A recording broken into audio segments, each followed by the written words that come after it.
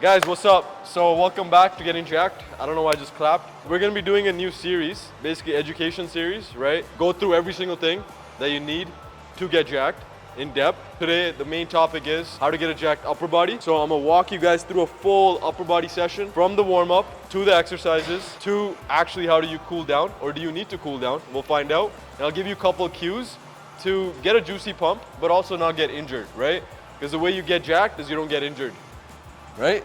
Okay, so we got Kags here too. We got Coach Kags. What's good, guys? Pretty smiley guy today. We're gonna start with warm-ups. You wanna add any words to that? Take me through it. I'll take him through it. Okay, so guys, so when I was grabbing the dumbbell, Kags said, can I carry the dumbbell? Because my shoulder's been iffy a little bit. But since it's Kags who'll be demonstrating, I got him a 5-pounder. Usually I do like 30, Perfect. 40, but just for him, because you know he's a little bit smaller, that's why I'm taking him through it. He's gonna be doing 5 pounds. Load management, guys. Load management. Learn it from the best. Oh, I'm just doing it because it's Obviously actually small. relative to your size. Yeah. Okay. Okay, let's do hip rotation. What do I do? You don't know hip rotations? You're gonna. Lay down on the ground. Hold this dumbbell and put it up over your head like that, okay? But I want to keep it like this. Internally rotated. Bring this leg up and bend this knee, right? Push it towards you, okay? Now keep this leg as straight as possible, okay? Now what I want you to do is inhale, don't exhale. Inhale and rotate this to this side while rotating this arm out. And reach up for the sky.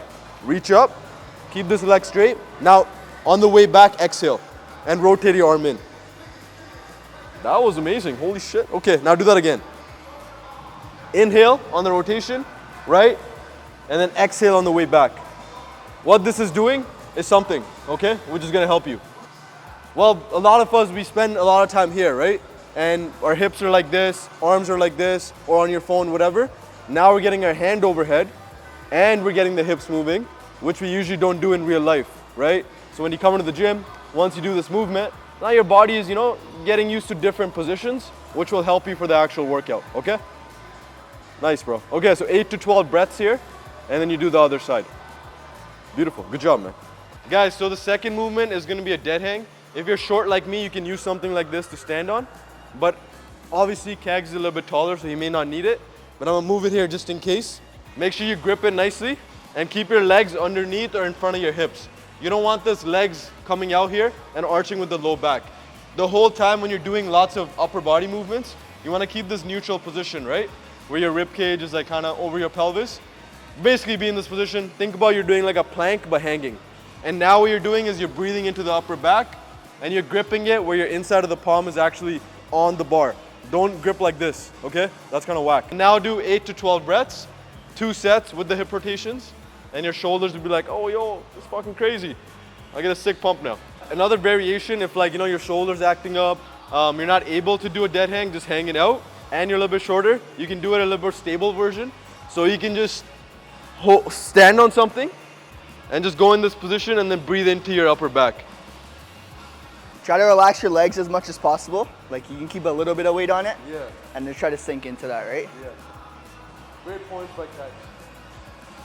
We're gonna go into an actual workout. What I like starting with is a little bit more push movements, right? If you do push in the end, a lot of us are gonna be a little more fatigued by the pulling motions, right? So starting off with push, especially with all the shoulder range of motion we created, is gonna be most ideal per se. And a lot of people, struggle with growing their upper chest. So starting with something that's a bit more chest and upper chest dominant, like the incline Smith machine press. If you don't have a Smith machine, you can also do an incline hammer strength. Will be a great variation. What I like setting up this with is 2 main sets, right? 1 heavy set, 8 to 12, and then 1 lighter, 12 to 15. And as you progress over time, you can lower the rep ranges slightly, so you keep making that progress, okay? So we'll take you guys a couple of cues on the incline Smith. Let's get it. Guys, so the incline Smith machine, main things for setup, first is the bench position, right? So the way I would set up the bench personally is keep it at 30 degrees or 45 degrees. The way we set it up for Kags here is 45 degrees. That's gonna give him most bang for his buck for the upper chest. The higher you move it, you're gonna end up getting a bit more shoulder dominant, right? So move it, keep it at this movement right here, this angle right here. The second thing is the bar height. This is obviously gonna depend on the person themselves. Kags obviously has a little bit longer arms compared to me. So we like keeping it where his grip it real quick. Where he has like a slight bend, so one lower than this. Yeah, where he has a slight bend in his arms, right? That way you can comfortably rack it and unrack it, okay? The third part is the bench position. You wanna have it so it's lined with your mid chest, okay? You don't want it on your beard, you don't want it on your chin, you don't want it on your belly. So you wanna keep it mid chest. And again, that's gonna depend on your structure.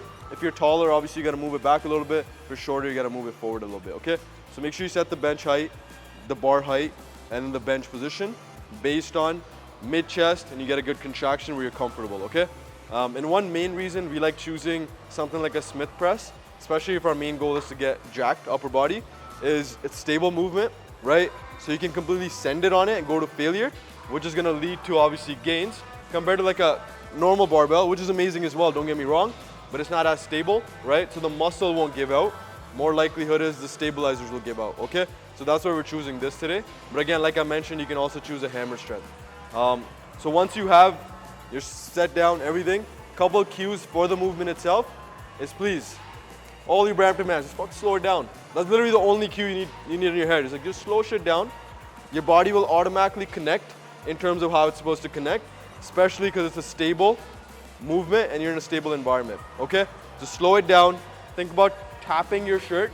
Don't do bouncy shit, right? Tap your shirt and then push up without locking fully out. So you keep the tension on your chest, and that's pretty much it. And like I said, 2 sets, 1 set 8 to 12, a little bit heavier, 1 down set 12 to 15, rest about 3 minutes between your sets. Guys, so the second movement is a flat dumbbell press. Kags obviously picked the appropriate weight for his size. So here is similar to the incline Smith, 2 main sets, 1 set 8 to 12, 1 set 12 to 15. One major thing I missed on the incline, and I'm gonna say here as well, these are 2 working sets. We're going close to failure, where like at the last rep should be max shaky, which we'll show in a second. But you can do your normal warm-up sets prior. So prior to this, Kags would probably do like a 2.5 pound and the 5 pound, right? Just to get, you know, his chest accumulated or acclimated to the weight. That's a big word. And then he goes to his main working set of 10 pounds, okay? So a couple cues here. You want the elbow to be at 45-degree angle. Yeah, right there. And you want to let him go down as a good amount where you get this shoulder extension, right? Because in the incline Smith, we don't get that because it kind of stops right here, right? But for the incline dumbbell or like the flat dumbbell, take advantage where your shoulders can move more freely. So you build those stabilizers as well. Press up. There you go, and you don't have to fully lock out. You can be, yeah, slight bend in elbow is totally fine. It keeps the tension on the chest. Nice and slow on the way down. Pause at the bottom. There you go. Guys, so the third movement is gonna be a row variation. We're choosing a single arm dumbbell row variation because most of you guys are gonna have that available. You can also, initially if you're just starting out, even like a cable row is totally fine. I prefer a dumbbell row, especially the way we'll show it. It's quite stable, but also it's gonna get you in this rotational pattern, which we don't usually spend time in. So it'll be good for like outside gym as well, which is kind of the point. Actually not really, we're just trying to get jacked. But still, this will be a great movement for the lats and kind of the upper back. Let's go through it. You wanna have 1 foot forward and then push this palm into here so you're building counter force, right? Grab the dumbbell. And now you want the pelvis to face straight. There you go. You can have this foot slightly out. That's totally fine if you feel stable that way. And now think about rowing that dumbbell a little bit towards this foot. There you go. And now pull the dumbbell towards your hip. Beautiful. Stretch.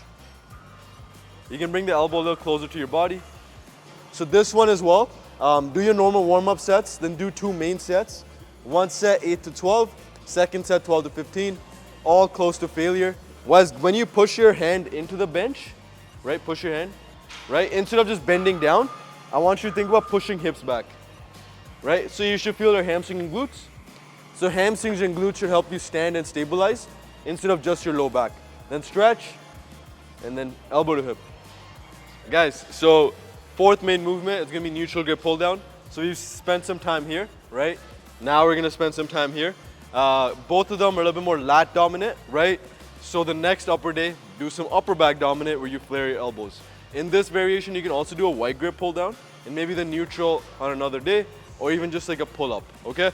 So this one, similar rep range, 1 set 8 to 12, 1 set 12 to 15, and make sure you do your normal warm up sets. At this point, you don't need as many warm-up sets. So maybe just one set and you should be good to go. Especially like if you don't lift that heavy, like we have Kags here. So he doesn't really need that many warm-ups, right? Because he can jump right to his main weight. But if you're really strong, you know, like me, I need like 17 warm-ups to get to my main weight, okay? So make sure you do your warm-ups and then get to it. So a couple major keys here. Push your thighs into this pad, right? So have it tight where you're basically sitting in a good tight position where your heels should be down, not on your tippy toes. Now I want you to think about pulling the elbow down towards your pocket. There you go. Stretch up. And that's good. A lot of people end up going all the way up here, which is fine. You can actually do that in your warm-ups, that's fine. But for the main movement, I want to keep the tension on the lats, okay? Really control the eccentric. Understand the stretch portion is where the gains are.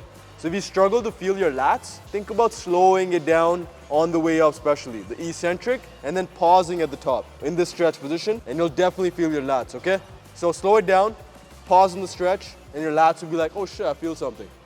Guys, so fifth exercise is gonna be some lateral raises, so some shoulders, right?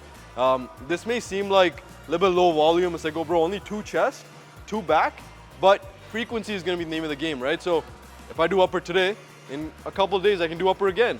So technically in like 4 days you're getting 4 chests instead of 2 chests, right? But since you're only doing 2 movements, they're gonna be high quality, high tension. Instead of doing 6 chest movements and the last 4 or last 3, you're not getting much out of them. This way at least you can stimulate it more and more frequently throughout the week, right? So you're getting bang for your buck, more quality sets. That's the game here. Don't just be doing random shit here. Quality sets. If you waste the 2 sets that you do, probably gonna stay small, okay? So here, quality matters a lot. Now moving on to standing lateral raises. Feet straight, push on the ground. Second thing, chest angle up. So think about inhale, chest angle up, like that.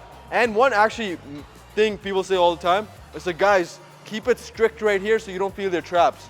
Feeling your traps is totally fine. Actually, in my opinion, if I did that a longer period of time, my shoulders would have been way healthier because I'm getting the shoulder blade movement fully up and down, right? So from here, think about creating that Y. And one major key, pause here.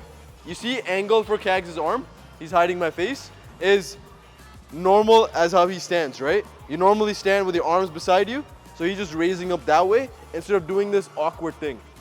Beautiful, bro. Up. Slight pause at the top. So obviously a dumbbell is a little bit harder at the top, and it's gonna be easier on the way down because gravity, but don't just let it drop down. Control that shit. One cue I like giving here is think about pushing into your hand, into the dumbbell on the way down. Shoulder's gonna feel crazy, okay? So this one, we're actually gonna do 3 sets, 10 to 15, to absolute failure.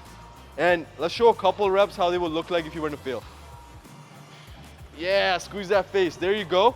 So a couple major keys when you're actually training to failure. The rep speed is gonna start to slow down, right? Your face is gonna start looking like that. But also, you're not gonna be able to do more reps and your form is gonna start breaking down. So the reps start to slow down and your technique starts to break down. So make sure you go to that point, especially for a lateral raise, okay? Guys, so 6th movement is gonna be a preacher curl. You can do machine or you can do dumbbell. You can also do single arm. For some people, the machine variation feels a little weird in their elbows, right? So if you have some elbow stuff going on, in the same exact position, you just basically lean towards it exactly like that, and you just do a normal preacher curl with a dumbbell if you don't have a sick machine like this, okay? Couple things here. Number 1, the seat position, right? So you see how Kags is sitting here? His elbows are fully on it, right? Psych, they're not. So what he has to do, move the seat up one more. Now sit down. So now you guys see his elbows are actually on the pad. And the idea about preacher curl is like a stable movement where your biceps can just go complete failure, right? So if you're unstable in it, you're not getting the most out of it, right? So first make sure you set up in a stable position, chest up a little bit, there you go, you grip it. And I like gripping your right shoulder width. Some people grip it in here, right? Which kind of looks nicer, but it's not gonna be too juicy on your elbows. If you do that variation, I would recommend going lighter, but like 15, 20 reps. You don't wanna go heavy in that variation. But if you go in the shoulder width, you can actually go fairly heavy. This is one of those arm exercises we can actually load over time, okay? So this one, 3 sets, 8 to 12 reps to failure. So at the top, he pauses, but he doesn't go all the way down. On the preacher curl, you don't need to get that full stretch. Yes, you want to control on the way down, but exaggerating the range here is not really the goal. We can do that on like an incline dumbbell curl afterwards, okay? So nice and slow, and then pause at the top. Basic, don't mess this one up. Slow it down, pause at the top, that's it. All right guys, so 8th exercise is gonna be an overhead tricep extension. This one, 3 sets, 10 to 15, absolute failure. Actually 12 to 15. This one, don't worry about the weight at all, right? Think about getting that full stretch. And think about this in your training. Anytime you do a movement that's a bit more stretch focused, right? Even like this right here, bicep, or even like a cable fly, it's not really meant to be loaded that much, right? Because we're a little bit weaker in that stretch position in most cases. So going a little bit lighter, but higher reps is gonna go a long way, okay? So for this one, main things, you don't want this crazy arch in the low back. Remember we talked at the start on the dead hang? You're practicing that position where your low back is kind of neutral. Maintain that position. If you can't get your hand behind here with that position, just bring it forward here, right? So you can do that as well. And the second major thing, the cable position back here, right? It's okay if you can't bring it from all the way down. You can just bring the cable a little bit higher. Maybe like keep it mid waist level. That way you can just pick it up easier, and when you drop it, it's a little bit easier instead of going all the way back here, okay? Now, the component of the movement itself, all the way up. Stretch, get the full squeeze, and then think about letting your forearm and bicep touch at the bottom. Think about you're basically stretching your tricep like this, okay? And then all the way up, and then all the way down. I like thinking about my elbow facing the ceiling, okay? Full. That's it. Guys, so the last movement is gonna be some core. Please don't skip your abs, right? If you don't have this machine, you can also do like weighted tucks on a bench. So major things here, obviously hold the handles, grip them, keep your back against the pad. A lot of us may not have the hip range of motion to bring our legs straight and all the way high, right? So keep your knees tucked in most cases. So tuck your knees in. And now bring your pelvis all the way up, higher. Bring it higher. There you go. So you want to get that ab contraction, right? A lot of us, we like go like this, right? So you're just getting hip flexors. So you want to let your spine move all the way without extending through the low back. Give me a hard exhale at the top. There you go. Shrug down. Nice. Beauty. This one, 3 sets, absolute failure. Okay? Guys, so hopefully you guys enjoyed the upper day. That's how we would structure upper body day. But again, you guys can change the movements based on machines and stuff you have at your gym, right? And you can change out the variations. Like we mentioned a couple of them, instead of neutral grip pull down, you can also do a pull up or like a wide grip pull down. Instead of a dumbbell row, you can do seated cable or like a barbell row, right? This is just the way we would structure it based on getting your shoulders over here, getting your shoulders back here, getting shoulders back here, right? Just getting your shoulders in different positions so they stay healthy, like we kind of talked about in the warm-ups, but also you can kind of use that theory during the workout. You want to spend time in different positions, right? If you constantly just stay here and row here, you're going to get jacked here, right? But then you're going to have all these other shoulder problems like I've had for a long time. That's the only reason I'm making the video, right? So that's pretty much the end. In the end, you can also do a nice little cool down, like you can do some pangda, you can do some weird stuff, right? Weird stuff. Or you can drink like a smoothie or something, right? Have a protein shake. Don't miss the anabolic window. And Should I stretch? that's why. That's why, right? You Don't guys can stretch if that helps you cool down, right? Or you can stretch in the workout itself. Like we showed the overhead tricep, we're stretching our triceps, but also, so if you train in full range of motion, technically speaking, you control the eccentric like we talked about a lot, you'll be like, oh shit, yo, I feel pretty mobile.